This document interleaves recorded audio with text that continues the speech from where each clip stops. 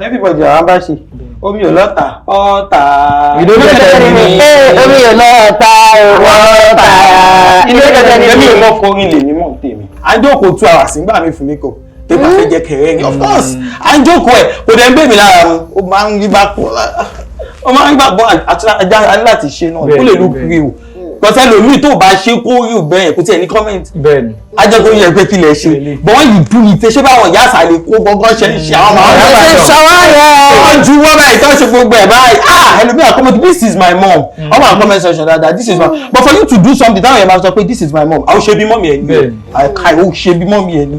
àti ṣíbi òfógún. àṣìlẹ̀kọ̀ immediately bá ṣe ṣiṣẹ́ Funke Akindele tán. mo ti rọrùn fún búrẹ́dì rí.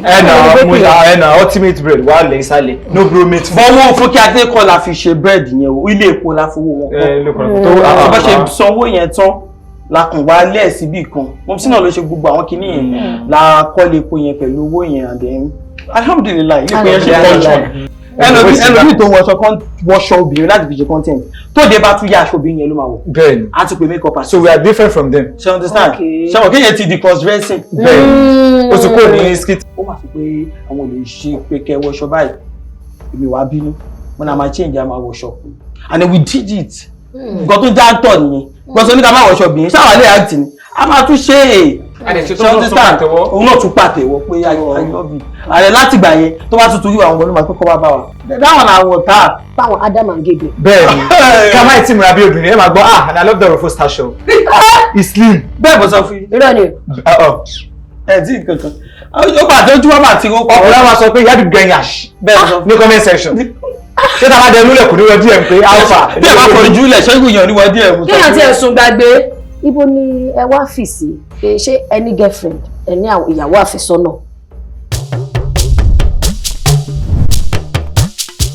ètò ńlá ti dé ètò bàbá ètò Oyinmomo.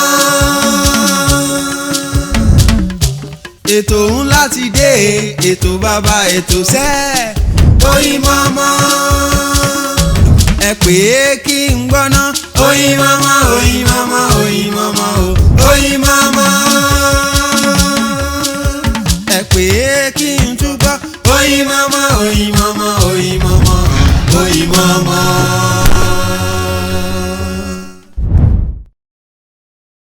ẹ káàbọ̀ padà sórí ètò wa Oyinmomo ló bọ́ sójú amóhùnmáwòrán yín fún gbogbo ẹ̀yin olólùfẹ́ wa tí ẹ ṣẹ̀dé ẹ bá mi fi kalẹ̀ sí nítorí pé ibi tá a lọ lẹ́nìí ẹ̀ka àwọn adẹ́rìn pòṣónú a lè pè wọ́n ní skit makers a lè pè wọ́n ní comedy skit makers náà a mọ̀ pé iṣẹ́ wọn ó ní í ṣe pẹ̀lú kí wọ́n máa dẹ́rìn pa wá nígbà míì náà àti rí i pé wọ́n ti ń yàbàrà díẹ̀díẹ̀ wọnú eré àgbéléwò torí àwọn èèyàn ń tọ́ka sí wọn pé ìwọ náà gùdù ó dáa wàá bá wa ṣe báyìí tàdé tí ń rí wọn àmọ́ àwọn kan mọ̀ wọ́n sí àwọn ìyáálé ọ̀kan tẹ́ bá mọ àwọn ìyá wa kan dáadáa kò sí bí àwọn ìyá wa yẹn ṣe ní kárátà tó tán replicate ẹ̀ àwọn alájà kan wà tó jẹ́ pé especially tó bá gbé ní side Ìbàdàn ẹ má bínú òkun lóṣù fún yín o torí iye nǹkan tó ti jáde láti ìlú Ìbàdàn etí orí omi gan dì ẹ̀yin wá lórí ètò Oyinmomo àlejò tí mo gbé wá fún yín àlejò àwọn tí a mọ̀ tí wọ́n máa ń dùn wá nínú lórí social media pàápàá jùlọ lórí TikTok àti lórí àwọn ẹ̀ka ayélujára mìíràn nínú wọn láti rí ẹnu òrófó àti ìkejì wọn ìyá Habib ṣe wà dáadáa. àwa dáadáa. ṣe ẹ jáde bí ni. ó súnmọ́ bẹ́ẹ̀. ṣé ká sáré mọ́ra wa ni tẹ̀bájọ́ dájọ́ kò nù. mo wò pé ààyè yẹn pọ̀ ní kárìnká pọ̀ yíyẹ. àwọn tó fi wá sórí àga ní gbé àṣẹ jókòó nù. àti pójú ọ̀run tẹ́ yẹn fò. láì fara kan. lẹ ṣe mú wíńgì bẹ́ẹ̀ àwọn náà mú wíńgì bẹ́ẹ̀ ó dà ẹ bá mi kí àwọn aráalé àwọn olólùfẹ́ yín ti ń retí yín. ẹ̀yin aráalé wọn ní ká kí yín o orúkọ tèmi nìyá Habib látàbẹ́kúta ìyá tapampa ìyá tí kì í tọ́jú ọmọ ẹgbẹ́ alábòsí. asọ́jèrè ní tiwa ẹ̀yin aráalé wọn ní ká kí yín o orúkọ tèmi nìyá Tinúkẹ́ Aláta ló jọjọ bóde àkọ́kọ́ ṣìṣì nọ́mbà 1 kò ní ìbàjẹ́ bọ́ọ̀lù bí ọ̀pọ̀ èrò ni. ọ̀pọ̀ èrò ni ìgbà kan náà lóòótọ́ ká má parọ́ ká má jalè ogún rè mo fẹ́ join ẹgbẹ́ àwọn alábòsí mo wá wò wípé tí n bá join ẹgbẹ́ yìí wọ́n á tètè lé mi torí mi fi bẹ́ẹ̀ mà bò sí í ṣe tààràtààrà èèyàn kan máa ń ṣe lélẹ́rẹ̀fẹ́ díẹ̀díẹ̀. ẹ ti pé ajé àgbà wọn bàtà ni àti pé kíkọ́ ni mímọ̀ tẹ́ ẹ bá kọ́ àbòsí ẹ mọ̀. ẹ̀yin lè wà fún wọn ṣáà. èmi akọ́ wọn. ó yẹ kéèyàn máa ní bóyá tẹ́ bá ní àwọn ọmọ lẹ́yìn ẹgbẹ́ ẹ̀yàn èyí tó jẹ́ olùkọ́ ó yẹ káwa tàwa tá ṣe fẹ́ wọlé ká ní olùkọ́ ṣé èlò ní fọ́ọ̀mù. Olùkọ́ wà fọ́ọ̀mù náà dẹ̀ ń ṣe issue àmọ́ kì í ṣe bí láti máa wá sọ yẹn à ń sọ yẹn lẹ́yìn ètò. tábà pọ̀ báyìí láwọn sọ. àwọn èèyàn má bàa torí ẹgbẹ́ wa yẹ kéèyàn tẹ máa ṣa irú àwọn ọmọ ẹgbẹ́ tá a máa ní. ṣe pé mo ti sọ pé tá a máa ní kéèyàn máa wọ́n sí kéèyàn máa spice ẹ̀ tá a máa ní àwa ẹgbẹ́ alábòsí ẹgẹ́ ẹ̀tì ní sàsọ jáàmù torí tá a bá rí a gbọ́dọ̀ sọ kí ni àǹfààní kéèyàn fojú rí tẹ́nu ò lè sọ ẹni gbọ́dọ̀ sọ ìyá bíbí lẹ́sẹ̀ ẹsẹ̀ kò sí ẹni ò tí ẹ sọ̀rọ̀ láti lẹ́yìn ìgbẹ́jọ́ wò mí ọlọ́run kò dún lẹ́nu kò ní ìmọ̀ sọ o. ẹ wá jẹ́ ká bẹ̀rẹ̀ báyìí báwo ni brand yìí ṣe bẹ̀rẹ̀ kí lẹ rò ṣé nǹkan téèyàn kan sọ fún yín pé ìyá àbíbo dẹ̀ ní kọ́mẹ́dì lára o àbí ń tẹ́ mọ̀ pé ó wà lára ẹnu òun fún tó bá dẹ̀ gbìyànjú àti lọ báyìí o kò bá dẹ̀ wọ́ọ̀kì o ṣé èèyàn kan ló pè yín jókòó pé ẹ ní ẹ̀bùn yìí àbí ẹ discover ara yín ẹ wá bẹ̀rẹ̀ sí ní ṣiṣẹ́ lé lórí. ẹ jẹ́ kí mi bẹ̀rẹ̀ because first of all kò sí pé ẹnìkan pè wá níbì kankan àpéyà bíbí tẹ kọ́kọ́ dárúkọ ṣebí it was when I started àwọn èèyàn ṣẹ̀ṣẹ̀ mẹ́rin tó jẹ́ ìyá bíbí kò ṣe pé wọ́n ti mọ̀ mí bẹ́ẹ̀ tẹ́lẹ̀ and then ibi téèyàn bá gbé àrà ibi téèyàn bá wà nǹkan téèyàn bá rí ṣe mọ̀ àwọn nǹkan yẹn ló máa fún yàn ní inspiration sometimes láti ṣe tàbí láti sọ láti ṣe. èèyàn lè máa gbé àárín èèyàn kó máa ṣe bí àgbàlagbà gbé arúgbó kó má wà lọ sí èèyàn lọ́kàn láti ṣe torí pé ó wà ní ẹ̀jẹ̀ èèyàn ó dẹ̀ wù yàn. so ó wà èyí bẹ́ẹ̀ ṣe yìí báyìí ó wà nínú ẹ̀jẹ̀ yín. ó wà ok ṣé láti ilé ṣé nǹkan tí àwọn òbí fara mọ́ ni àbí nígbà tó di pé bóyá àti ṣiṣẹ́ kan kò lọ ẹ̀jẹ̀ àtúngbìyànjú ilé ọlọ́dẹ pé lọ́nà bẹ̀. wọ́n fara mọ́ sáwọn ìyá tó wọ́n fún wa lówó mọ́tò tàbá ń lọ location náà fara mọ́. ẹ gbà bẹ́ẹ̀ ni tó bá tuntun tán location á tún pè ní ẹṣẹ́ ìdíwọ́. ẹ̀yin ní backup tó gara nìyẹn o. backup kẹsì fún dára lọ fún àwọn ọgbà lọ fún pẹ̀lú wọn lọ ọ ṣàn káwọ́ ọkọ̀ yóò sì káwọ́ ọkọ̀ ẹ̀yìn ìdèbí kan ẹ̀tún gbọ́kọ̀ ẹ̀tún ìdèbí kan ẹ̀tún gbọ́kọ̀. nígbà tẹ́ bẹ̀rẹ̀ a rí wípé bíi skit àwọn akẹ́kọ̀ọ́ lẹ fi bẹ̀rẹ̀ tẹ́ máa wọ uniform àti bẹ́ẹ̀ bẹ́ẹ̀ lọ ṣé ẹ wá dá yẹn dúró ẹ wá gbé e lé ṣáma níyẹn ò ta dáadáa ni àbí bóyá àwọn èèyàn bu ẹnu àtẹ́lù lẹ fi wò pé jẹ́ àrí brand jẹ́ àtúngbé nǹkan mi àbẹ́lẹ̀ náà wà ńlẹ̀ tẹ́lẹ̀ ẹ kàn wò pé ẹ jẹ́ kí lè sinmi kàgbélé kó lè gbèrú. That's content for you. Content nìyẹn o kàn lè má ṣe kankan lọ bẹ́ẹ̀ á sọ àwọn èèyàn dánwò á pọ̀ tá à ń ṣe lórí TikTok tí bàbá náà ń gbé nǹkan kan bá tó spice ẹ̀ up wọ́n tún tún wò mí wọ́n kàn sí so ojoojúmọ́ láti ṣe mí kódà a lè máa ìgbà tá tí ń pèdè kòrò láti máa ṣe kan a kàn lè máa for instance àti fẹ́ shoot ìjọ kan rí tó jẹ́ pé ẹnìkan kan sọ láìsí kan a lè change nǹkan tá fẹ́ ṣe níta ni ẹ̀dẹ̀ sọ la dẹ̀ ṣe a dẹ̀ ṣe ó dẹ̀ lọ a dẹ̀ bẹ̀rẹ̀ fún ṣíṣe yẹn náà lọ ìyẹn wàá mí pé bó tó àtúntò làbútú dijọ́ mi ká má tún spice it up have to change it because táwọn èèyàn bá wò aṣá àti sọ wọn ni ẹ tún fún wa ní mi ó ti ń bọ́rìn kán tó wá sọ pé ó ti ń bọ́rìn aláti tún tètè púpọ̀ fún wọn púpọ̀. ẹ jẹ́ kí wọ́n á bí yín báyìí ṣé nígbà tí ẹ bẹ̀rẹ̀ ṣé nǹkan tó ń wù yín láti máa wọṣọ obìnrin ni àbí ẹ̀yin lẹ develop character obìnrin abẹ́kọ̀ wo pé ọ̀rọ̀ obìnrin character obìnrin ló máa ta knowing fully well pé àwọn ìyá wa kan náà dábàá náà kí wọ́n má parọ́ fún un. ó dàbí pé ṣẹ́mọ̀ ọkùnrin ni wá à ń ṣe bí obìnrin kò dẹ̀ ṣe pé ó wà wá nù pé ká máa wọ ọṣọ obìnrin wá wò pé àwọn ọkùnrin tó ń wọṣọ ọkùnrin pọ̀ àfi pé bóyá káwa kúkú ṣe tiwa ní ọ̀nà ọ̀tọ̀ lóòótọ́ àwọn tó ń wọṣọ obìnrin náà ti pọ̀ o àmọ́ nǹkan tó bá ń ṣe ló máa fi èèyàn yọ pé lágbájá ni kò ṣe pé ó wà wá náà bọ̀ wá kan pé ká máa wọṣọ obìnrin yẹn ká fi máa múnú àwọn èèyàn dùn. àti pé gan wèrè la fi ń wo wèrè. bẹ́ẹ̀ bí o fẹ́ star ṣé wá easy bẹ́ẹ̀ náà ni. ẹ wo àwọn mọ́sọ̀ àwọn tó wà lórí TikTok yìí sìn tí wọ́n ń ṣe oríṣiríṣi content ẹlòmíà lọ́dún lórí 3-story building ẹlòmíà dá rẹ̀ sí àwọn èèyàn ń ṣe ní live video dáadáa. wọ́n ti ṣàkíyà kàkà sí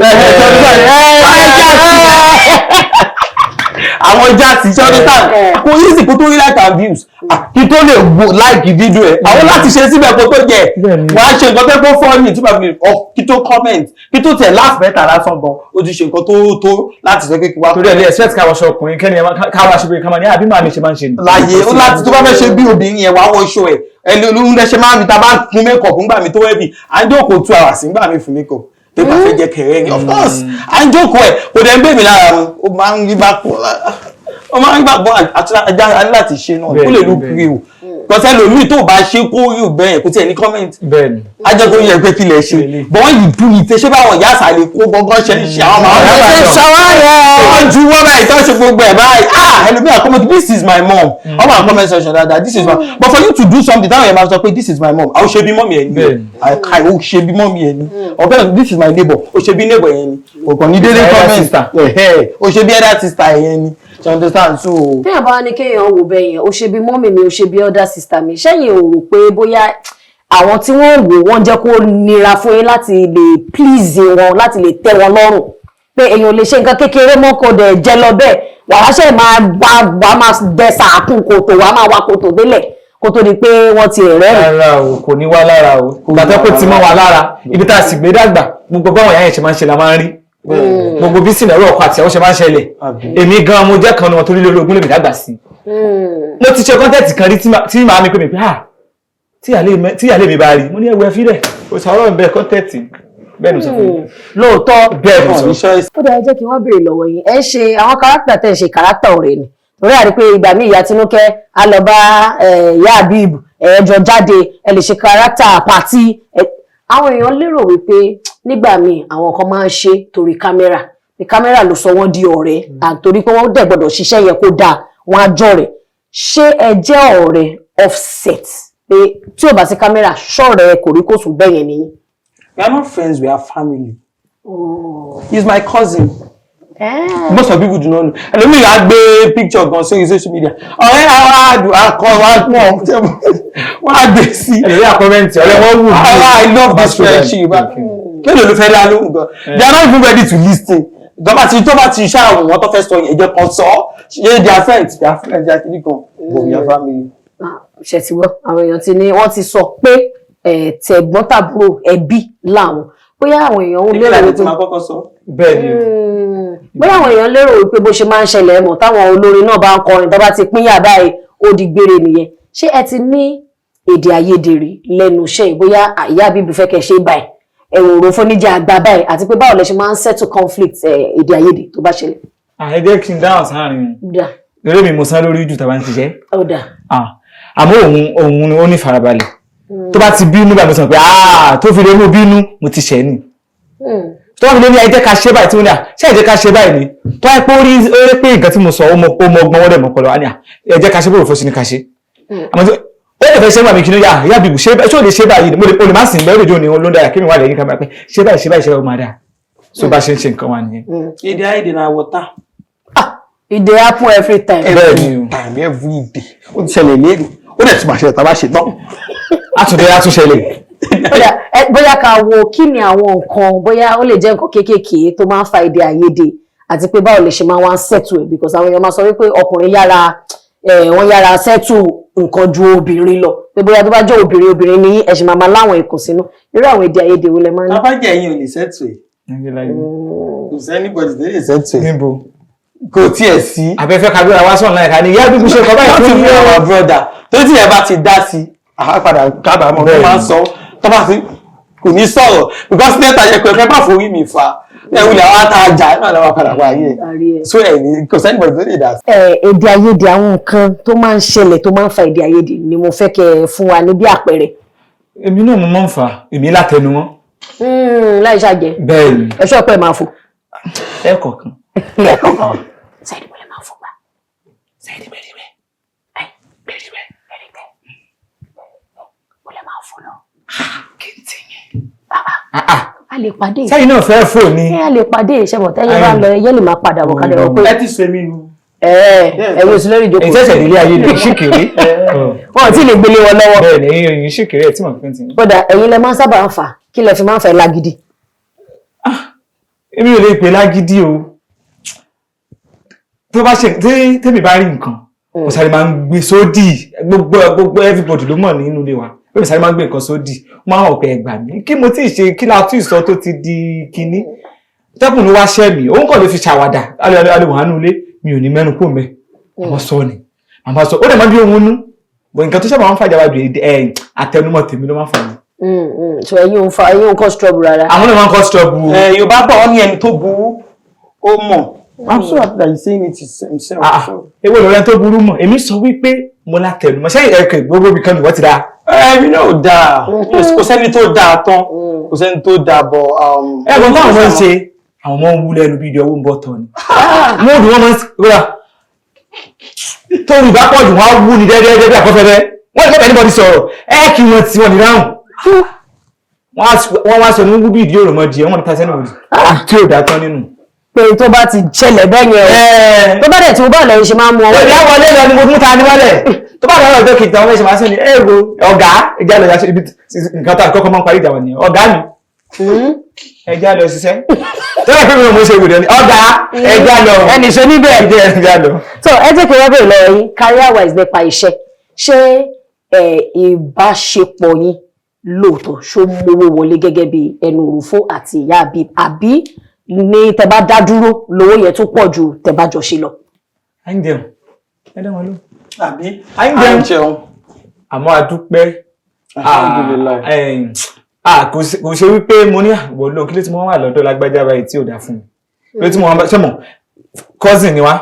Kò lè ṣe pé lásìgbà tó gbé pé wọ́n ti jọ bí wa báyìí láti jọ rìn kiri. Àmọ́ a dúpẹ́ lẹ́nu ìgbà táwa àpapọ̀ ibi ò pa wá.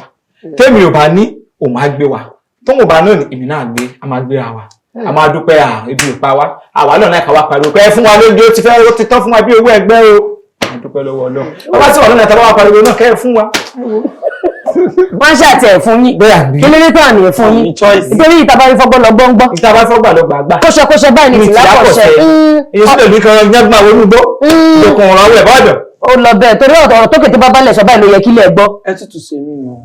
Sẹ́yìn ò ní láàkárí rà láti iṣẹ́ ìsọmọ ọ̀dọ̀ àgbà ni. Sọmọ Yorùbá kọ́ ni yín ni. Omi ò gbá gbogbo ìlànà yìí kò rí àlàdàgbà sí. Korea. Tíyídà. Ṣẹ́dá lè dàgbà sí. Lóòótọ́. Ṣé wàá pàrọ̀ fún yín ni? Tíyídà. Alágbàlá máa ń jẹ. Tíyídà. Àwọn táìmù kan mi gbé lẹ̀ rárá. Bí mo ṣe èdè kó pẹ́ ni. Tíyídà. Àwọn ọ̀gá àbìlẹ̀ mi gbé. Ẹ̀bẹ̀. Tíyídà. Yorùbá tí mo ń sọ ìmọ̀ mi lẹ́nu mi. Ó ti di wọ́ ẹgbọ́ Yorùbá. Ẹjọ́ ká sọ̀rọ̀ ní. Ó ti di wọ́wọ́ bóyá kan múlẹ̀ DJ YK. Wọ́n ti múlẹ̀ fún wa. Ó dẹ̀ jẹ́ kí n béèrè lọ́wọ́ yín. Tí ẹ bá ń ṣiṣẹ́, báwo ni ẹ ṣe máa ń ṣe pẹ̀lú àwọn akẹgbẹ́ yín tó kù? Bẹ́ẹ̀ kí ni ìbáṣepọ̀ yín torí mo mọ̀ pé ó dà pé kí lórúkọ skit maker yìí náà tó máa ń wọ àgbákwara àbí àwọn náà ẹ máa bá wọn ṣe máa rí i pé so ṣé ìbáṣepọ̀ ẹ̀yin àtàwọn skit makers tó kù dán àbí ó ní section tẹ́ ẹ bá ṣe mọ̀ ẹ fà wọn tó kù lẹ̀. Everybody àwọn bá ṣe omi ò lọ́ta ọ̀tá. Omi ò lọ́ta ọ̀tá. Ilé kẹtẹ ni èmi ò mọ forin lè ní mọ̀ tèmi. Ọlọ́fọ̀dé olórin dé. Láti jọ lọ́fọ̀ ẹ̀kọ́ pè yín kọ́ ṣẹ́ pè yín. Kò sí táwa ní òmù. Níta bá subscribe sí ni wà fún yín. Premium view. Ṣé ẹ rántí skit tó gbé yín jáde jù táwọn èèyàn fi tẹ́wọ́ gbà yín pé ìyá Habib èyà Tinúkẹ́ wọn ní talent tó fi di pé ọjà yín bẹ̀rẹ̀ sí ní yá wàràwàrà. For me first content tí màá kọ́kọ́ post lórí TikTok to go viral.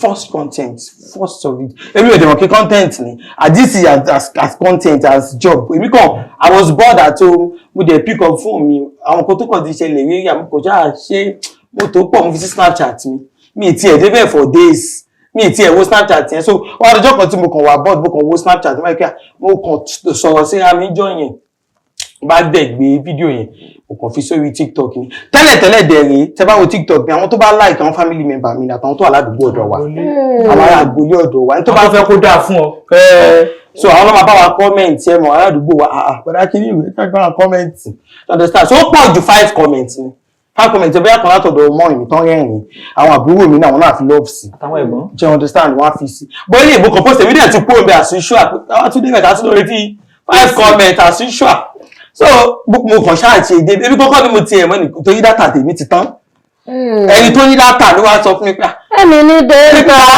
ìfẹ́ kan tàbí agbára náà.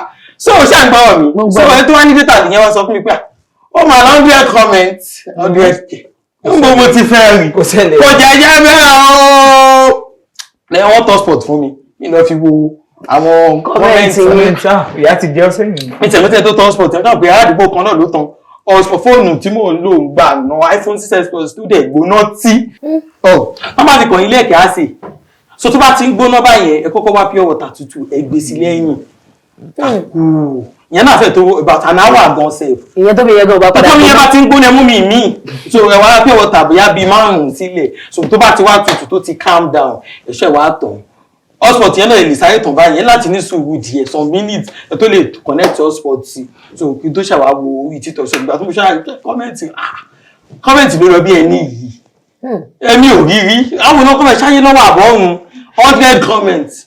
That's so much because me expected. I imagine 5 comments. I never expected it. I never. So I would be tí o gbé mo ti wọ 1K nígbà yẹn. So mi àwọn èèyàn sáré bẹ̀rẹ̀ sí ní comment, positive comments. Wow. Good comment like that. This is my mom. This is kini. Who are so related to it. So for some minutes they don't keep quiet. But they cool. But ó yà mí lẹ́nu. So later àgbà tó máa dalẹ̀ we have 500 comments. Kí ló ń sọ kí làwọn èèyàn ń wá mo kà so later àwọn èèyàn tún wá sọ fún wọ́n díẹ̀ mi please do more now do more ṣé n ṣe sí i bá dẹ̀ tún wò ó dẹ̀ tún ń gbá lórí mo ní comment yẹn the more the comment the more the content ó ń gbá lórí ni pé ó yá máa ṣe lọ máa tún ṣe mí mo tún ṣe mo tún pẹ̀tẹ̀ ó tún lọ then the first content tí máa kọ́kọ́ post yẹn immediately ni the kid baby she reached out. Okay. Lẹ́sẹ̀kẹsẹ̀ let's do something together. So àtìgbà yẹn, then we started that way. She's a very good person to me because láàárín àwọn celebrities tó wà lórí TikTok ìgbà tó ti ẹ̀ pọ̀ dáadáa. Okay, I see Samuel Banks too. Oh no, like that first content, Samuel Banks, Kid Baby, and a lot of them that I can't even remember. Gbogbo wọn lọ reach out to me that we did something together immediately. Oh, easy first content. Then I kọ́kọ́ those. Ó dẹ̀ lọ bẹ́ẹ̀. Ó dẹ̀ lọ everybody dey really reach out. Tó yẹn bí lọ́kà. Ṣé ṣẹ́ ni kíní? Ṣé ṣẹ́ ni? Yeah, because if you ṣiṣẹ́ ló tẹ̀ ń gbà yẹn, mo gba 30,000. Ó kàn díjọ́ mo ṣe fún bóyá some 5 or 6 months. Kò sáà kò jọ. A ṣe padà náà. Ẹ máa ń tẹ́ bẹ́ẹ̀dì. Yeah, mo tẹ́ bẹ́ẹ̀dì. Mo tẹ́ mo nu rooms. So kò sáà kò jọ bá ṣe ń pààlà náà. Ẹ wà wọn pa náà. So I stopped. Kò sí òpù kan tí mo kàn stop ẹ̀ mi ì ṣe mọ́. Òun ni mo wá fi wà board. Tí mo fi pick up phone mi. I do something. You understand? There are young people abẹ́ náà tó ń ní a lot of videos lórí jab tí wọn. You better post it. You better post it. Ẹ jẹ́ ká gbọ́ tọ̀dọ̀ tí yín. Èwo ni better post it. Ó lè jẹ́ nǹkan tó máa help gbogbo family mi. Àbí na sub. First time if na sub. Èmi náà fi náà gẹ̀ta. Yorùbá torí kí ló dé ìṣègbè pé you better post. Èwo ni you better post. I post it. Ó bá nǹkan ti dé abọ́sí trend ni. Ó bá yín wí. And the people can post too. Ojú ẹ̀ ń tẹ́ yẹn fò. Ó dà lọ́dọ̀ tí èwo lẹ kọ́kọ́ post tí ó di ayélujára. Eléyìí tí mo kọ́kọ́ post fóònù ọ̀rẹ́ mi náà mo fi ìyàwó mi ṣe ló wà ní 6s plus tó ń gbóná fóònù tí mo lè ní mo ní 100 ni tí máa fi ya content báyìí gbà náà ẹ̀ ní rí mi rárá tẹ bá gbọ́ parẹ́ wáyé. láì ṣe POS machine. bẹ́ẹ̀ mi sọ fún yín content máa kọ́kọ́ ṣe ọ̀rẹ́ mi ló yá mi fún mo lọ sí ṣọ́ọ̀bù ẹ̀ gan ni Táíwò lórúkọ ẹ̀ mo lọ sí ṣọ́ọ̀bù ẹ̀ mi wá mọ tí mo ṣe lọ́jọ́ ìmú kan ní small business tí wá rè ẹ̀yìn ọkọ̀ ọkọ̀ mi ló wà tó fi kọ́ mi ṣe gọ́ọ̀bù ẹ̀ parọ́ láì ti tàwa náà ẹ̀ tó máa kọ́kọ́ ló jẹ́ Ìyábọ̀ Òjó Queen Mother mo kàn jí lọ́jọ́ náà ọ̀rẹ́ mi yẹn bá pè mí Ìyábọ̀ Òjó máa ti lo sáǹdì yẹn ní TikTok ó ní mò ń bọ̀ lọ́dọ̀ ẹ̀ máa wá wò mo ṣe lọ́dọ̀ ẹ̀ inú mi dùn dé bí mo tún máa ń continue tó ṣe content yẹn mo máa ń continue kó tó di pé mo á get fóònù mi so content mo lè ní ó ta ojú mi síta ní content yẹn. small business ti wá rèé. àlọ́ mi wá parọ́ lẹ́sìn wá iye ọkọ mi bàbá ọkọ mi ọlọ́wọ́ ajé tó fi kọ́ mi ṣe gọ́ọ̀bù so ìwọ tó wà ní fóònù náà tó wá lọ́rẹ̀ tó wà lẹ́gbẹ̀ẹ́ kódà kó fìyà jẹ ọ́ kó má bẹ̀bí pọ́ kó ní kó sẹ́ẹ̀dì owó kóhùn tó lè yá kóhùn tó lè yá fóònù yá post it. If one of my videos TikTok padà gbé wá as on these days ó máa ń gbé wá post it. Òṣìṣẹ́ mi rèé. Àwọn fídíò tí mò ń sọ yìí TikTok padà gbé can't post it now. Tọ́ka bó ṣe wà blurry. Tí bẹ́ẹ̀ ṣe gbẹ lórí ní ìfẹ́ sọ́ọ́ bí ẹja àpótẹ́ so you tell the post I remember one of these days tí mo bẹ̀rẹ̀ kíní yẹn kò tí tó bóyá bí 2 weeks ní máa yí bá reach out lórí TikTok ó ní please I love your content and can you help me do birthday shout out for my wife birthday shout out máa bá yín ṣe bí ká kàn pa ìwé léyàwó yín lórí ni máa ṣe máa gbọ́ díẹ̀ wọ́n bá send number message mi on WhatsApp lẹ́sẹ̀kẹsẹ̀ UK ló dà kàn wà táwọn tó máa ń lo username wọn tó máa gbé flag UK yẹn sí ni. ẹ̀rọ tó wà UK táwọn OK nìyẹn. ṣọ́wà OK ni àmbásá ìlọ message ẹ̀ sà mo dẹ̀ lulẹ̀ sí DM wọn ni o. mo ti gbọ́ yín. wá sí ìgbà tí yín ẹ má tẹ̀ lulẹ̀ tí mo dẹ̀ lulẹ̀ síbẹ̀ nígbà máa yí máa reach out hi Mo ní yes sir. Àwa àríyá bíbù láti orí TikTok ni. Okay. No send the picture ìyàwó wọn. Do birthday shout out for her. Send it to me. Send it. Ẹ ṣàpà send owó náà. Don't send the video sí mi. Aṣá jẹun. How much? Bàbá ní the budget is 30,000. Ẹ jọ̀ọ́ sir. Ẹ ṣe 50. I don't think I want to do it for her again. Only need to know. Kí ló dé Ọlọ́run. Kí ló dé. Mo ṣáà tún padà bẹ̀ wọ́n. Èmi ò gbọ́ mo bẹ̀ customer gbà yẹn. Mo bá tún padà bẹ̀ wọ́n pé do it for her is good. Mo sáré lọ Google lọ wá nǹkan tó jẹ́ kó rí ọkọ wú síyàwó láti ṣe àwọn nǹkan báyẹn fún. Mo start bẹ̀ do it for your wife. Ìwé ìṣe kìíní kan lọ́ba ní òkè. I will do it but it's 20,000 I have. Mo ní àgbàsà. Owó yẹn tún lọlẹ̀. Ó tún lọlẹ̀ èmi ó tún bẹ̀rù báyìí. Àyẹ̀dá. Á lọ ní kó lọ lè gbà 15. Ẹ bá dúpẹ́. Ọ̀pẹ̀ tẹ́ nǹkan yóò gbà. Àgbà. Ọjà ní 20,000 mo ní yes sir. Ó dẹ̀ kàn kọ́kọ́ sanwó ni kí n tó send video send mi ogun. Ló bá ní wàá kọ́kọ́ ṣe video kó n tó send owó. Wọ́n wà okay ní UK yẹn. Mo lọ ṣe video yẹn mo send ẹ̀ sí wọn. Ṣé wọ́n send owó? Nǹkan bẹ́ẹ̀. Mo send video sí máa ní 8 AM láàárọ̀. 7 ni wọ́n tó reply. Wọ́n dẹ̀ ti rí ó ti kọ blue mark lórí WhatsApp. Wọ́n kọ́kọ́ fi mí ṣakọ. Mi ò mọ̀ bóyá kọ ni. Mi ò mọ̀ bóyá ọkọ̀ òun bóyá busy. Sọ tó máa fa shift yẹn. Bóyá wọn ní ṣọ́ ọdún sáà máa sọ. Ó mú wọn lọ́sùn tó ti rí. Tó ti post ẹ̀ swata. Wọ́n post wọn ni. Wọ́n ti post ẹ̀. Owó dẹ̀ ti post. Owó dẹ̀ ti post wọlé. Àwọn post yín nìyẹn. Ṣọ́ post mi. Wọ́n post yín ni. Wọ́n sọ yín di lẹ́tà. Bí ẹ̀ mo dẹnu lẹ́sì ló sọ lẹ́ẹ̀kan pé mo dẹnu lẹ́sì díẹ̀. Ẹ lọ ganu sí. Mo ganu síbẹ̀ ni. Máa yí máa reply. Hi sir. Hello. Hi. Bíbà tí mò ń ná sí client ni o. Lórí 20,000. Lórí 20,000. N bọ̀ máa dalẹ̀ bóyá bí aago 7 sí 8. Tí pàtí ti tán. Send your account. Mo sáré bí. Ọkọ̀ máa lé wèrè. Gẹ́ẹ̀tì. Kọ́ máa lé wèrè títí kó máa sáré pé ẹ̀mí rí bí búṣẹ̀ àbó lè. Mo sáré send account sí wọn ni wọ́n tún fi bí lọ. Wọ́n dẹ̀ ti rí àkáǹtì. Ó tún máàkì blue. Mo dẹ̀ ti gbà wí búrẹ́dì. Àwọn ṣáà ti gba advert. Àti influencer 20,000 naira. Wò ó mọ̀ máa di bí ọwọ́ 10 lálẹ́ ní máa yẹn tó send owó. Láti àárọ̀. Bí ní búrẹ́dì gan ti sùn. Ibẹ̀ mo dẹ̀ ti fẹ́ gbẹja kí n fi jẹ búrẹ́dì yẹn. Ṣùgbọ́n mi lè lọ gbẹja mọ́. Gbà tí mo ti kọ́kọ́ gba bread. Bẹ́ẹ̀rẹ̀ tí ó yẹ kí wá tó búrẹ́dì tó gbẹja ni. Láti calm down. Ẹ̀yin lẹ lo tactics. Ó yẹ kẹ́ ti gba bread àtẹja yẹn papọ̀. A dà fún un. Èmi ò jẹ búrẹ́dì yẹn gbà tí mo kọ́kọ́ gbà mo keep ẹ̀ ni. Ó bí pé when this man send money máa lọ bá wọn pé ẹ fún mi lẹ́jà. Àṣé kò rí bẹ́ẹ̀. Ilẹ̀kùn ṣé lọ kàn mọ́ gbà tó ẹ mọ àwọn ẹlẹ́jà wọ́n ti palẹ̀ mọ́ láti 7. Òbí ó súnmọ́ òrùgbọ̀n báyẹn kó tó send owó. Mo rí pé content kan wà bí ìgbà àwẹ̀ báyìí tẹ́ bá rántí. Alájà. Ẹ rántí alájà. Wọ́n sì lọ wá sínú. Yẹ ṣe fún ọ. Ẹ jẹ́ káwọn èèyàn wá rántí nílé.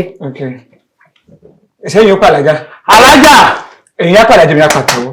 Ẹ̀yin lẹ́ ń pè mí làlájà tí mo wà lórí ìtẹ́. Alájà. Yusufu ti dẹ̀ wá sínú nù. No, wọ́n ti dẹ̀ wá sínú lẹ́ẹ̀kọ̀kọ́ sọ. Ṣé wọ́n ti dẹ̀ wá sínú nù wọn ni? Wọ́n ṣe kí ni? Wọ́n ti dẹ̀ wá sínú nù. Lẹ́tà lásìkò Yusufu ti dẹ̀ wá sínú nù. A máa lo ìgé. Again náà ẹ jẹ́ ká rewind. Káwa ṣẹ̀ṣẹ̀ bẹ̀rẹ̀ báyìí. Oya action. Alájà.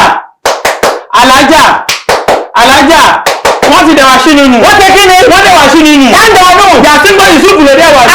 Yusufu sí àgbà kan lórí fa. Aláwọ̀ ń bọ̀. Ewu ayé mú ni. Lórí ètò ìmọ̀ ọmọ jẹ́ ká dánu dúró díẹ̀ náà, oru ayé ò mú àwa à ń bọ̀.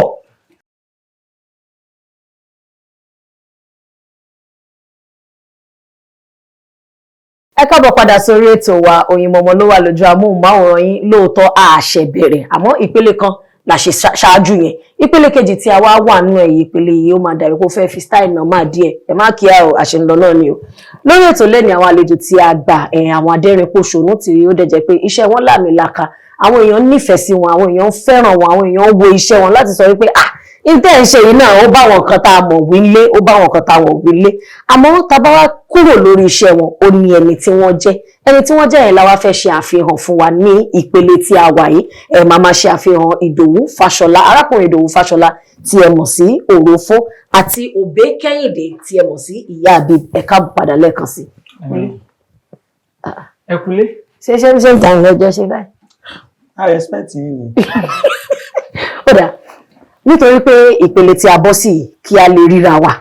Púpọ̀ náà àwọn èèyàn máa wò pé bóyá tẹ́ ẹ̀ bá wọṣọ obìnrin yẹn gan wọn ò lè dá yín mọ̀. Nítorí ẹ̀ la ṣe òpó kè, ìyá àbíbùrè, òròfòrè, Ìdòwú Fáṣọláre, Òbé Kẹ́hìndé rè. Ẹ jẹ́ ká fà padà díẹ̀ sí ibi tá a ti dàgbà, ibi tí wọ́n bí wa sí, ilé ìwé wo la lọ, àti pé báwo ni iṣẹ́ yìí ṣe wọlé tó fi di iṣẹ́ tá à ń ṣe. Ṣé àyàbá ni pé jáṣá ṣe máa fi pa tínkìn títí tí Ọlọ́run á fi mú nǹkan wá, àbí iṣẹ́ tẹ́ dìídì sọ pé ẹ fẹ́ lọ máa ṣe ni?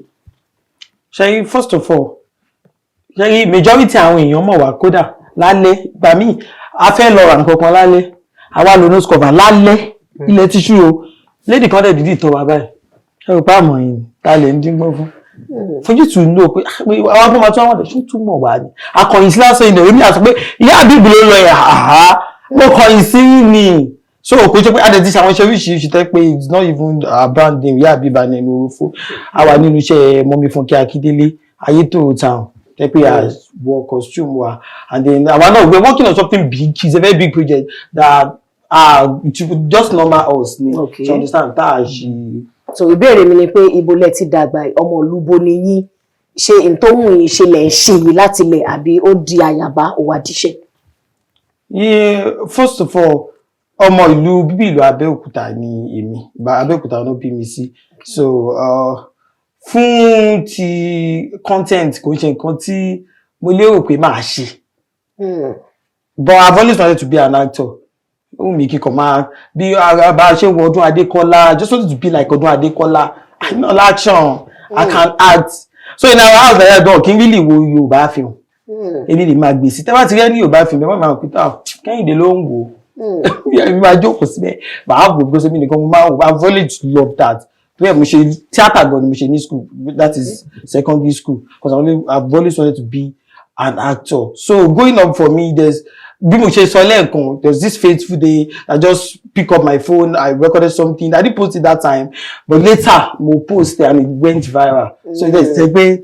Àyàbá ló jí wá díẹ̀. Yorùbá máa ń pọ̀ nǹkan ni a fẹ́ pa kún àbí gbogbo níbo ṣe máa pa tó sọ̀rọ̀ mi ò really but pé mo fẹ́ ṣe film náà tẹ́lẹ̀tẹ́lẹ̀ and I posted something and it went viral. Opportunity náà ni. Ó ti wọnú ara wọn. Lọ́dọ̀ tí yín wá ń kọ́? Èmi jẹ́ ọmọ bíbú ìlú Ìbàdàn. Ọ̀dọ̀ mi ṣẹ̀gbọ́n ní Olúyọ̀lé níbi tó lè ti ń gbé jẹ̀rẹ̀ wọn lóhùn. Arólú owó ni wọ́n máa régún sí ọmọdé ní ọkọ̀ tòní táàmì tí kálukú jọ ẹ̀ lójà wà lóko padà táàmì sọ̀rọ̀ táwọn gọ̀. Ìbàdàn mẹ́sì ọgọ̀. Ó jẹ́ kí n look sọ́mà. Akémi o. Jẹ́ kí mo ló jẹ́ kí n look sọ́mà. Àwọn tèmi lábẹ́ọ̀tọ̀ ẹ̀fọ́ wa òkè àbòbọ̀ ìyá àbòbí sílẹ̀. Ṣé ọ̀fọ̀ yóò láìkì gbéraga? Ẹ̀kọ́ mi lè wẹ̀ gbéraga. No, ṣọ́dá yín lọ sókè díẹ̀. Mo ti wálẹ̀. Ẹ pẹ̀lẹ́.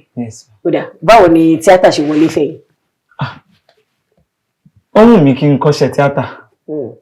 Àmọ́ ìgbà máa ń pariwo kí ni ẹ ṣàrọra iṣẹ́ ayé ni o Ọlọ́run jẹ́ ká àwọn onífojúsùn kọ́ ọmọlágbára rẹ̀ mi lónìí àmì kò sí wàhálà ìgbà mìíràn yíyọ lọ tí mò ń yọ lọ náà kò ṣe kàn ní mọ̀ sí ó máa mọ̀ sí ọbọ̀ mi ìdíjẹ́ kọ́ mọ̀ pé mò ń lọ sí location.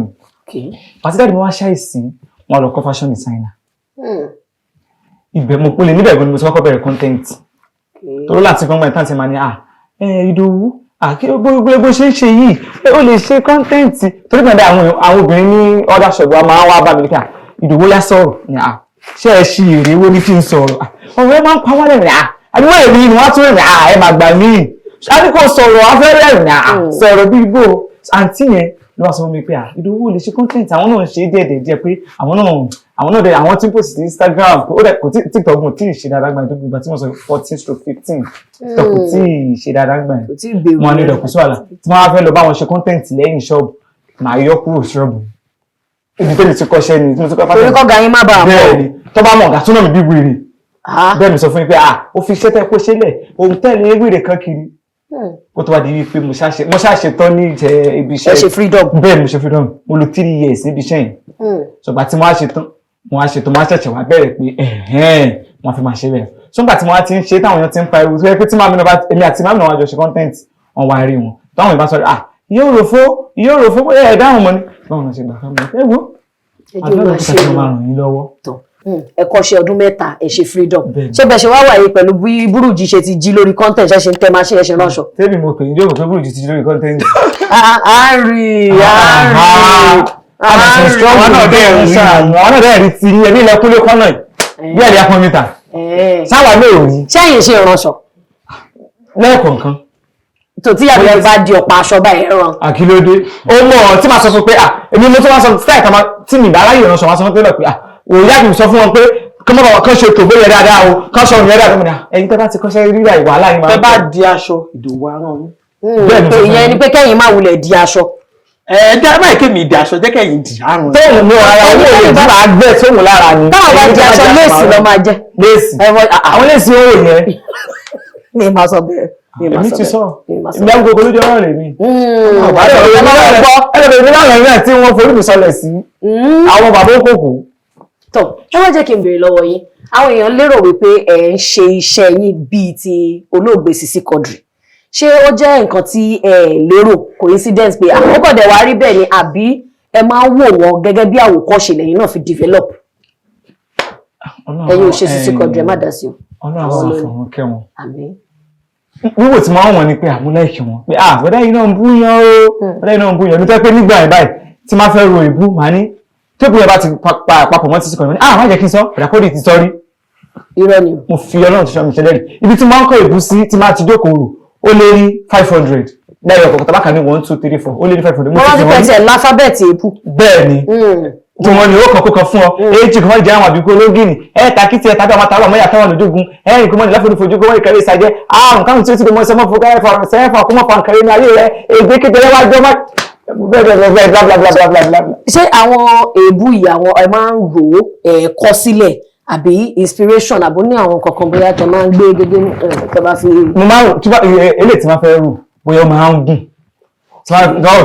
kí mo fẹ́ fi bó àǹtí iye pé ẹwù bẹ́ẹ̀ ṣe ti wájú orí pẹ́ntà fíkùn àbẹ́gbà tán gbàgbé ta gbangba sókè wọlé ìgbàdúró láìjúràn bọ́ọ̀ gbági kò sí ẹkùn mọ̀kù akátàbà ajú ọwọ́ tí ń jìdàjí tí náà lóko láìjú bọ́stọ̀pù ẹ̀ dárúkọ tí ẹ̀ yètè ẹ̀yọ́ àmọ́ tó bá ti pé action line gbà mí gbogbo tí mo ti rìn ẹ̀dọ́ kò ní wá òtún nìkan tó máa wá tó tó bá ti ń rìn àwọn pé ẹgbẹ́ ẹ̀rí báyìí àwọn ti wá kúnlé kan náà kí ló dé sáàpù ọmú ní ìyá ni tí àwọn ẹ̀rọ máa wá níbẹ̀ yẹn kò ní jẹ́ wípé eléyìí tí mo mọ̀ pé wọ́n lè kún mi mọ̀ kọ̀ọ̀kan lẹ̀ tó gún àgàfẹ́ nìyí. ẹ̀wà mú yẹn ẹ lò nígbà yẹn Sisi Quadri ṣe ẹ close ẹjọ ṣe rí dáadáa àti pé lẹ́yìn tí wọ́n papòdà kí làwọn kan tí ẹ miss tí ẹ ṣòjòjò tí ẹ ṣàfẹ́rí nípa wọn. ìgbà yẹn mi máa ń sá fún wọn ni. lóòótọ́ kí ló dé. mi ò fẹ́ ra wọn ṣiṣẹ́ mi ì mọ̀ tó dé ibẹ̀ mi máa ń sá fún wọn ni. ṣé mo rẹ̀ mi wò pé àwọn ṣe tiwọn nínú ṣe tèmi ni pé so mi ò rí as competition. wọ́n dẹ̀ tún jù mí lọ àyẹ̀ntà tá mo ti ń rìn tipẹ́tipẹ́. ọ̀rẹ́ mi kan daddy of Lagos tèmi máa ń á dìde pèlú ẹlú lẹ́gbẹ́jà wàá ṣe àbúrò rákọ́jù màlókè ọjọ́ kejì àpapọ̀ fóònù mi mọ̀ torí ọjọ́ tó máa jọ ṣiṣẹ́ àwápọ̀ lórí iṣẹ́ tí fún mi àwọn ilé wa àti mọ́rí mi àti fún mi wá ní yọyọyọyọ gbogbo yẹn wà bọ̀ olóṣòlù afáfi yìí ṣe máa múra bí obìnrin Sisi Quadri fẹ́ gbé yín wọ́n bú wa tẹ̀ yìí sọ ha Sisi Quadri bú yín tẹ̀ wọ́n bú gbogbo wa tẹ̀ tá a dúró ìwọ́n ṣe wá rí bẹ́ẹ̀ lórí kúkú sọ̀rọ̀ sáìsàn lọ́wọ́ ni ìwọ́n ṣe wá rí ọmọ tí ẹ̀ ti lọ́kọ̀ wáyé wọ́n ṣe rí ọmọ tí ẹ̀ ti lórí kúkú wọ́n ṣe rí ẹni kọ́ ilẹ̀ bí nǹkan tí ó gbé mú mọ̀ pé.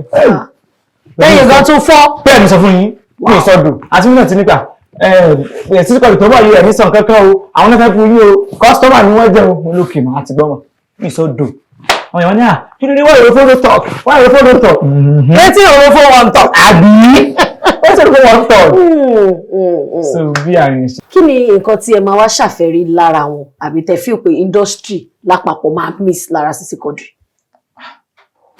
gbogbo bọ́ọ̀ máa ń ṣe náà nítorí èmi lérò pé kò sí ẹlẹ́gbẹ́ wọn kò sẹ́ni tó lè ṣe bí wọn gbogbo àkànmọ́ máa gbìyànjú nù ẹlòmíà ní ẹyin òun kìíní kan jó ní ọkọ̀ dey play everybody wá kàn máa gbìyànjú nù èmi gan káyà kan bá níyẹn ó yà òrùfó wá pè róòlù ẹ̀gbọ́n rẹ̀ yìí o èmi náà kàn gbìyànjú tèmi ẹ tí mo bá lọ play ẹ̀fọ́ lẹ́mọ̀ ni ó lè ní kò tóun náà wọn kí náà fẹ́ ṣe so oníkàlùkù máa gbìyànjú èmi gan wá ṣẹ̀ mí sí wọ́n sì pé ọ̀rẹ́ wíṣì kí n máa wọn ṣẹ̀gbọ́n o kájọ ṣẹ̀gbọ́n àtàbúrò kájọ ṣọ̀tá kájọ ṣọ̀rẹ́ àmọ́ kò ṣe wọ́n lòun ṣọlá ẹ̀. tó ẹ jẹ́ kí wọ́n sọ́dọ̀ arákùnrin Òbí Kẹ́hìndé tábánikì àbèrè nígbà míì ẹ calm down kò lọ fà ẹ calm down tábánikì àbèrè nígbà míì a máa rí pé àwọn tí wọ́n bá bẹ̀rẹ̀ iṣẹ́ báyìí tí wọ́n ń ṣe iṣẹ́ adẹ́rìn pòṣónú tí wọ́n bá túká wọ́n lè má lè dá dúró mọ́ mi ò gbàdúrà kẹ́ túká àmọ́ bákan lẹ ṣe papọ̀ tó bá di pé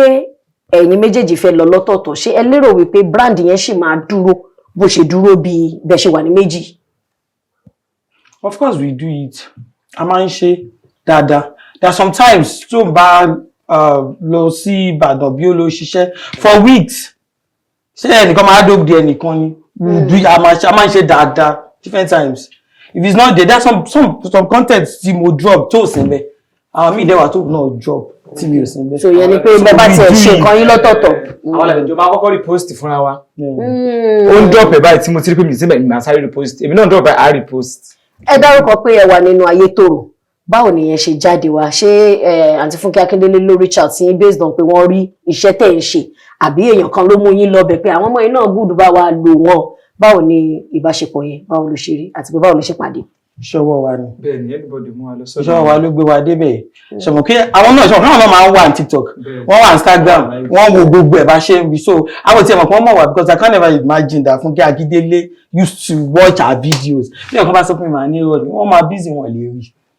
Because but there was this Facebook day. Ó dàpọ̀ ń gbọ́ reach out sí lẹ́yìn bóyá àwọn tọ́jọ́ ń ṣiṣẹ́ wọ́n reach out sí. So ó dàpọ̀ òní nọ́mbà kọ́kọ́ yá so wọ́n message ẹ̀ we will be starting a project and it's Funke Akindele kìíní kan. We are starting Ayetoro town. Òun yẹn ní màá block ẹ̀ ní ẹ̀mú ní block ẹ̀ dáa ní àwọn scam lélẹ̀ mọ́ ní. A fẹ́ gba ẹ̀ ní òòlù mi tẹ̀ ní tí wọ́n gbà lọ́wọ́. Sọ́mọ́tì sáà a fẹ́ gba ẹ̀ ó fa gbowó lọ́wọ́ wa. Ọlọ́run ṣe kò ṣe mi lọ message ọba ti gba ẹ̀ wọ́n gba ẹ̀ nìyẹn. Ìwọ faramọ́ bẹ́ẹ̀. Faramọ́. You didn't believe the person. Ọlọ́run kò tẹ̀ máa block ẹ̀ ó kàn wọ́ sí archive as usual. Pé kóun tẹ̀ wà ń bẹ̀. Ìwọlẹ̀ àtúnṣe aláṣọ mi lójú àwọn aráàlú. Bóyá èyí tẹ̀ sí mẹ́sẹ̀jì wọn lè jẹ́ pákáìbì ní mẹ́sẹ̀jì yín gbé. Ara o. Bóyá ẹ̀mú díù ìwà. So ẹ̀mú díù ìwà ọjọ́ ilẹ̀ fẹ́ máa wá rò. Archive. Clear road. So òun ti rí mẹ́sẹ̀jì yẹn àwa ti believe pé scam ni. So later the daddy of Lagos ọ̀rẹ́ mi tó ti tẹ́mi yẹn ló wá wo nọ́mbà yẹn àwa sọ fún ẹni yẹn tó gbé wá. Ìyẹn wá wo orúkọ ẹni yẹn wọ́n náà òun mọ̀ ṣọ́ òun ti ṣiṣẹ́ pẹ̀lú wọn bóyá ní season 1 wọ́n náà pé òun ẹni yìí pé PA àbẹ́yìn the person is very close to Aunty Funke Akindele àwọn ní irọ́ ni o àwọn ò dáa ní ẹ lóhùn òun sáwọn wá wo fóònù ẹ̀ so ṣá reply ẹ nìyẹn pé kìíní kan yẹn ṣàwà ní gòkè pé we start our project kìíní kan so date then wọ́n fún wa ní date àwọn yóò bí àlà kíni á pẹ̀lú àwọn ìlèpè wa mọ́ kò tó yóò believe ẹniyẹn kan dọ́gbọ́n jẹnu ni and then wọ́n fún wa ní date akàndébẹ̀ ìjọ yẹn náà lóòótọ́ bí eré wọ́n fún wa ládẹ́s abádé main estate ṣàṣàlẹ́tò ní main estate àṣìdé main estate àgbà kájókòó ń bínú Funke Akindele is coming ó mà ti ń dòótọ́ Funke Akindele is coming kẹ and then first thing tọ́mọ kọ́kọ́ yà ní Ayetoro àwa ló kọ́kọ́ yà ìkọ́ Ayetoro àwọn ló lè direct ẹ̀ because bá ṣe dé set we are waiting for Madam Funke Akindele for the seated Funke Akindele ń bọ̀ then this 1 seconds wọ́n kàn dé nínú mọ́tò ní gbangba you do this one pàpàpà action ebi àti ẹ̀làdẹ̀wà lórí set kò sẹ́ni. Ẹ máa bọ̀ where is the Nollywood boys? Ẹ ó Funke Akindele àdèmọ́ bọ́lọ̀ nǹkan ṣe ń jọ yẹn just didi ànígbà tá a ṣe tó gba àwọn kan pàtẹ́wọ́ pé I know what you do ẹ ó tẹ̀ láwọn kan tó ń bá wa ṣiṣẹ́ táwọn tún sọ fún un pé iṣẹ́ ìwọ̀n báyìí ni wọ àwọn ẹnu òfófó boys because she says ẹnu òfófó boys báwọn ṣe máa ń pè é àwọn ẹnu òfófó boys ṣé wọ́n bẹ̀rù mi ni àwọn sáà ń ṣiṣẹ́ wọn and all of that then tẹ́ni ẹ̀ náà fi get along later pẹ̀lú wa then tàjọ fi ṣiṣẹ́ yẹn then up to now institution lọ again even our bẹ̀rẹ̀ game not very soon. Àwọn èèyàn ti ẹni kú gbówó lẹ́gbà wọ́n sọ débẹ̀. Ẹjọ́ sọ náà ni. Wọ́n sọ fẹ́ gbẹ́ lábòsí tàbí ẹjọ́ ìyẹn náà. Gbárí báyìí pẹ́ ẹ̀ sọ. Ṣàngórè. Ṣé bẹ́ẹ̀ jọ sọ ni? Ìgbà tó ń sọ èmi tẹ́tílẹ̀ ọkọ̀ gbọ́. Ẹ kò sáà gbọ́ bí wọ́n ti ń sọ. Àwọn ọkọ̀ sọ fẹ́rẹ́fẹ́ pé kú gbówó lọ́gbà ń bẹ̀ yẹn wọ̀n ní jẹ́ kẹ́ mọ̀ ni. A ti ṣílè pogun.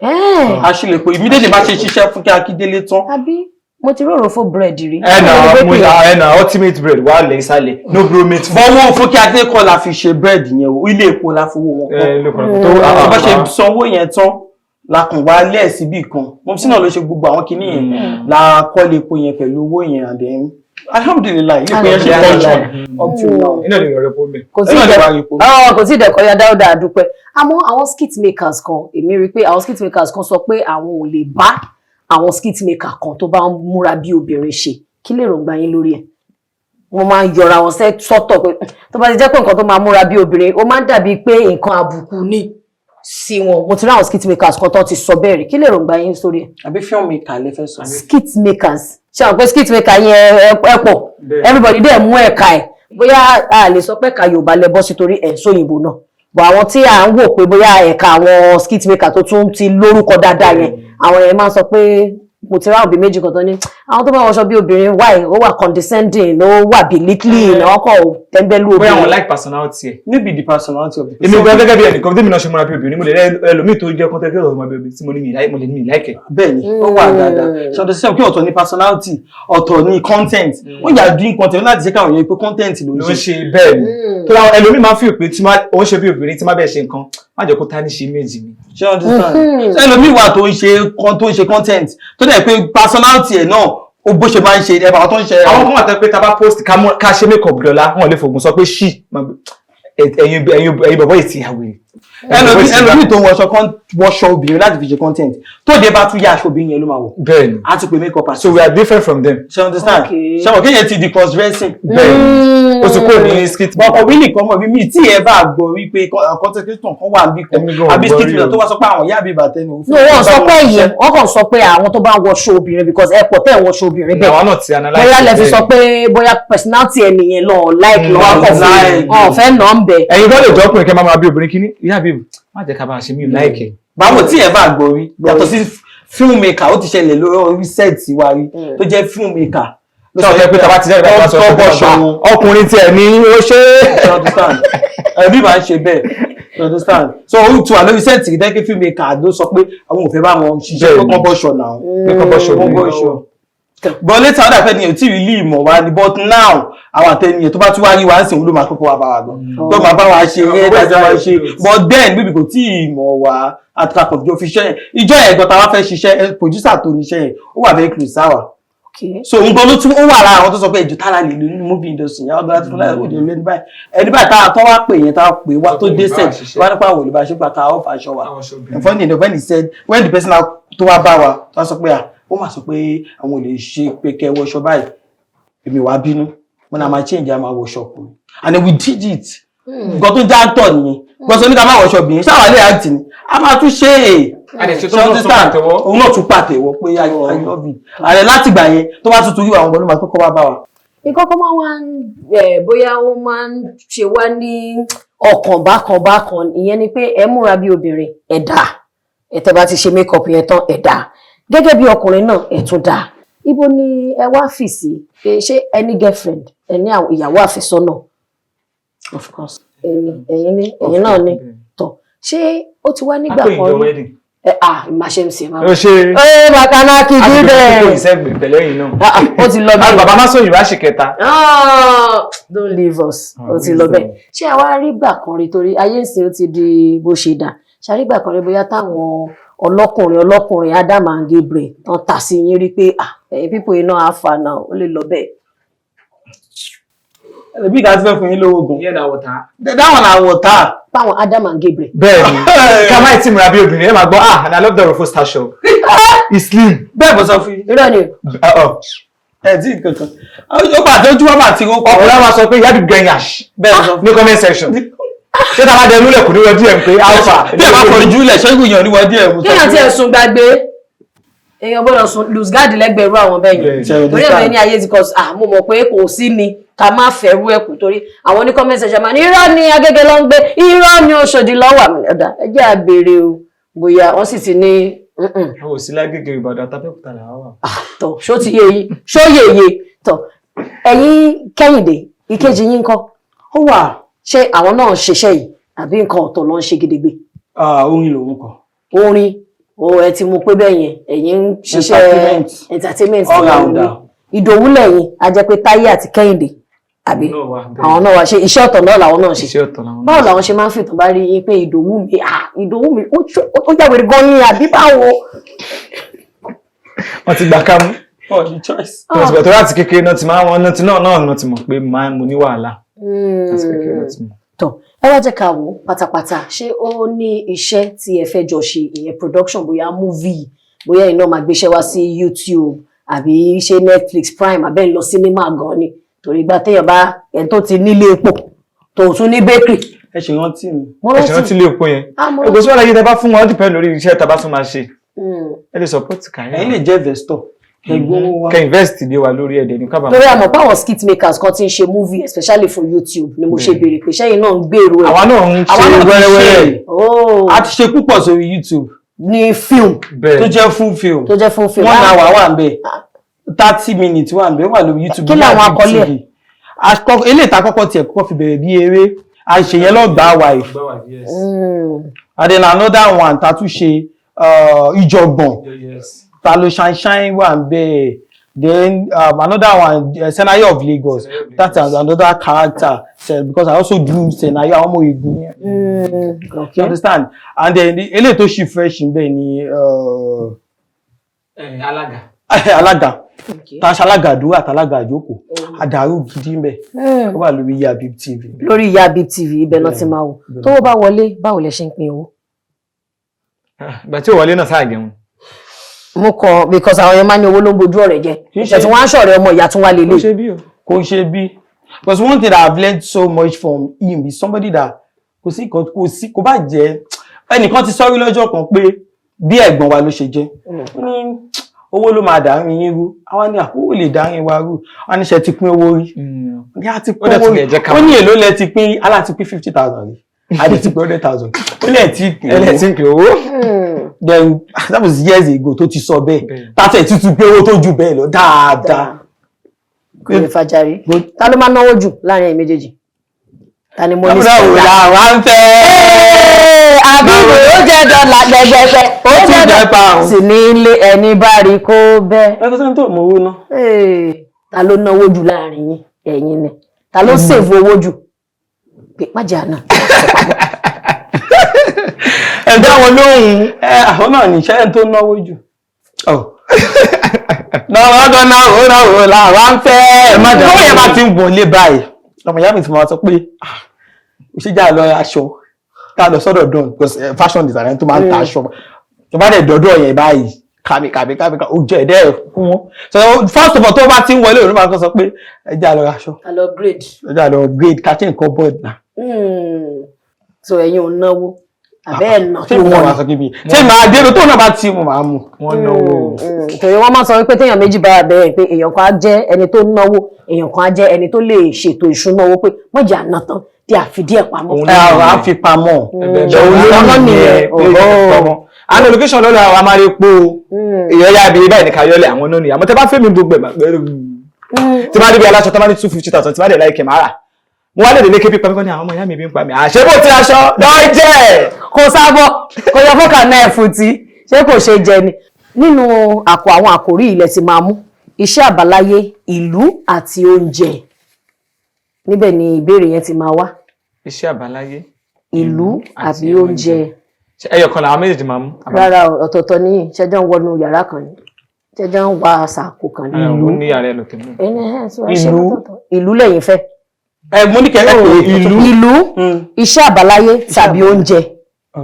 Iṣẹ́ àbáláyé. Iṣẹ́ àbáláyé lẹ́yìn mú. Èmi á mú ìlú. Ẹ̀yin á mú ìlú. Ẹ̀yin máa dárúkọ iṣẹ́ àbáláyé 10 tí àwọn bàbá wa ń ṣe nígbà ọjọ́un fún wa. Ó ti lọ. Sọ pé ó ti lọ ni. Ẹ̀yin máa dárúkọ ọba 10. Kò sí second chance ni. Rárá kò sí fóònù friend. Jesus Christ. Kò sí fóònù friend gan. Ó yẹ jẹ́ àlọ́ iṣẹ́ àbáláyé àwọn iṣẹ́ ò là ń ṣe nígbà yẹn. Ẹ lè help wọn káwọn náà lè help yín. Èwo ni ó yá. Amọ̀kòkò iṣẹ́ alámọ̀ ó ṣe kí. Onídìrí àwọn tó ń dirun ó ṣe 2. Alágbẹ̀dẹ ó ṣe 3. Àgbẹ̀. Àwọn tó ń ṣàgbẹ̀ ó ṣe 4. Àwọn tó ń ṣe aṣọ tá a wọ̀ yìí. Aládìrẹ ó ṣe 5. 5/10 rí o. Ẹni sùúrù ẹ calm down ẹ má rọ ṣe. Àwọn oníṣòwò. Àwọn oníṣòwò wọn ṣòwò àwọn alájàpá àwọn náà ni oníṣòwò ni wọ́n bẹ́ẹ̀ ni. Àwọn kọ́lékọ́lé. Àwọn tó ń bá yàn kọ́lékọ́lé èèyàn kọ́lé oṣó. Alágbàro àti ẹni tó ń bá ẹ má dàpọ̀ bẹ́ẹ̀ ló yàtọ̀tọ̀. Ó yàtọ̀. Mo gbà yín láti roko ẹ̀yin náà kọ́ lè máa kọ́lé kò ṣeé ṣe. Ok mo fún yín ó di number 8 ó di 8 ó kù 2. Kò ní dákọ́ mọ́ gbé ètò bá kọ́lékọ́lé yàtọ̀. Alágbàro kọ́lékọ́lé kí ló dé? Kọ́lékọ́lé ọ̀fẹ́ tó ń kọ́lé. ẹ lè ní kí bricklayer tún wá ṣe kásẹ́yà it's not possible àwa fi yẹn ń dẹ̀ sí kẹwàá. kọ́lékọ́lé àti apẹja ò dààmú fún yín ẹ jẹ́ àdọ́sọ́dọ̀ yín. kí lẹ́ni kí n sọ. ìlú ẹ máa dárúkọ àwọn ọba 10 nílẹ̀ káàárọ̀ òjìrì pẹ̀lú àkọlé adé wọn. Àkọlé adé wọn ẹ mọ̀ pé kò lè ṣe sí àkọlé adé àkọlé adé gbọgbọnọ bí mi. Aláké tilẹ̀ Ẹ̀gbá Aláké tìlú Ẹ̀gbá ó ṣe ní. Olúbàdàn tìlú Ìbàdàn ó ṣe 2. Ọ̀ọ̀ni of Ilé-Ifẹ̀ ó ṣe 3. 3/10. Lákìjà Ògùn. Alákìjà Ògùn ṣé kò gbà ní. Alákìjà ṣé fọlọ́run ṣọlá. ẹ lórí èèyàn mélòó ló wà. fún yín ni ẹ kàn kán tán bá yín sílẹ̀ náà. àfọyín 5-1. ẹ sọ pé àti gba 20 Nàìjíríà ló wà náà.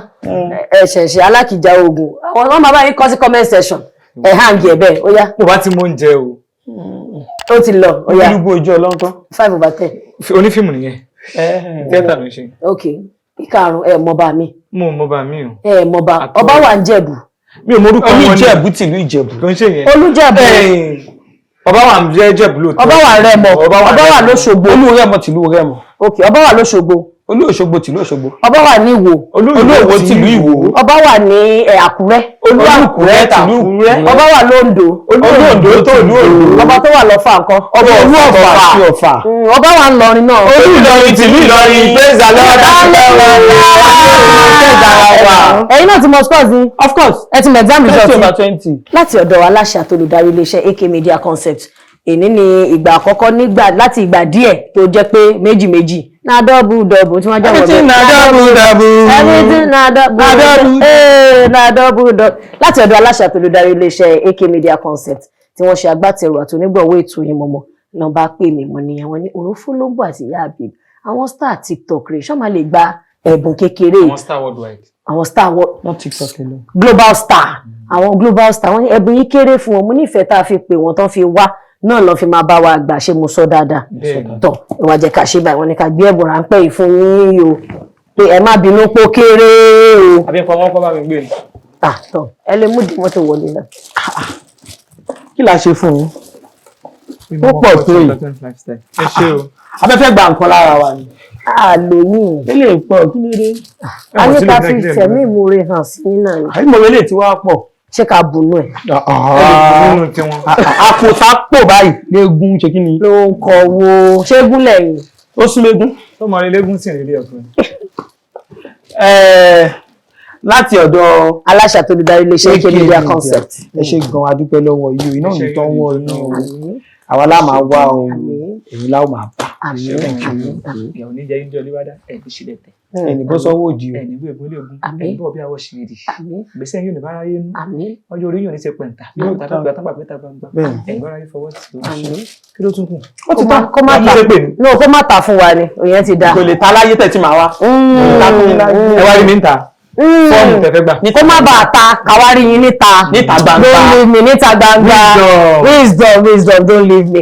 ẹ̀yin wọn lórí ètò ìmọ̀ọ́mọ́ mo lérò wípé ìtì àgbéwá fún yín lè ní ẹ̀jẹ̀ gbádùn ẹ̀ bẹ́mi náà ṣe jẹ̀ gbádùn ẹ̀ bí lóòótọ́ àwọn tí a fẹ́ rí nígbà míì tá a bá fún wọn ní ààyè láti wá sọ tẹnu wa gbọ́ àmọ́ pé àṣebó tún ṣe rí rèé bó ṣe máa rí nìyẹn fún gbogbo ẹ̀yin olólùfẹ́ wa dẹ̀rẹ́ tí ẹ máa ń kan sára sí wa tí ẹ bá wa wo iṣẹ́ wa ẹ ṣeun àdúpẹ́ lónìí bye àwa ń lọlé we have come to the end of it torí a ti ń ṣe kọmá tẹ́lẹ̀ odò lórí full stop ẹ jẹ́ kí n wá gbà wá nímọ̀ràn àti ìyànjú àwa òbí ẹjọ́ tí àwọn ọmọ wa bá ní bóyá àwọn fẹ́ ṣe nǹkan kan àwọn fẹ́ gbé ìgbésẹ̀ kan ẹ jẹ́ ká fi àdúrà ká fi ràn wọ́n lọ́wọ́ kò ṣe pé ká ṣì wọ́n lọ́nà torí púpọ̀ náà àwọn òbí ló ti fi àìbìkítà wọn àti àìka nǹkan kún wọn lọ́n ti fi ṣì àwọn ọmọ wọn lọ́nà tó dẹ̀ jẹ́ pé ó ń kóyà jẹ àwọn ọmọ yẹn ṣe mọ̀ wípé bí afúntọ́ ni wọ́n fún waṣọ ni ọlọ́run tó gbọ́mọ gba ọ̀dọ̀ yín ó mọ ohun tó ń ṣe ẹ jẹ́ ká ṣe iṣẹ́ wa kí a lè jèrè iṣẹ́ orúkọ tèmi Oyèpadà Olúwadámilọ́lá ọmọ Bánirẹ́ ká tún fi ire àti ìdùnnú pàdé níjọ́ mìíràn gbogbo ẹ̀yin olólùfẹ́ Dámilọ́lá Bánirẹ́ ó ṣe I love you thank you.